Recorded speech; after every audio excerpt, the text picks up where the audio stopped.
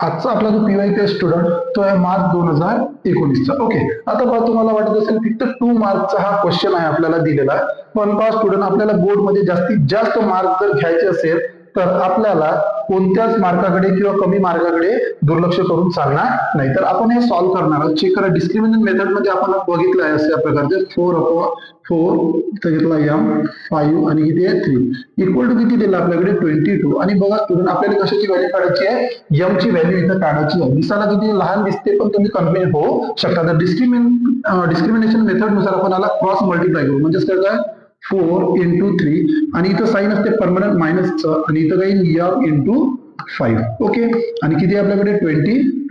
जर इथं तुम्ही कॅल्क्युलेशन केलं तर इथं येईल 12 मायनस किती तुमच्याकडे 5m. ओके, त्यानंतर इकडे किती दिलं आपल्याकडे 22.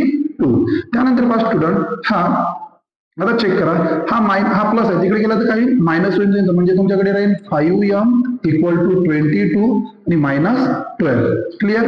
मग काय राहील आपल्याकडे मायनस m इक्वल टू किती राहील आपल्याकडे राहील 10. क्लिअर.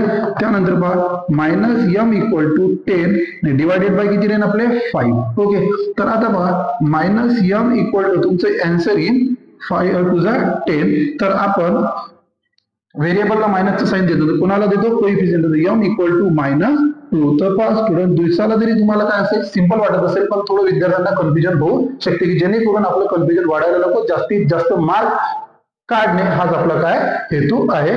तर या ठिकाणी आपण हे सुद्धा एक्झाम्पल कंप्लीट केलेलं आहे. थँक्यू.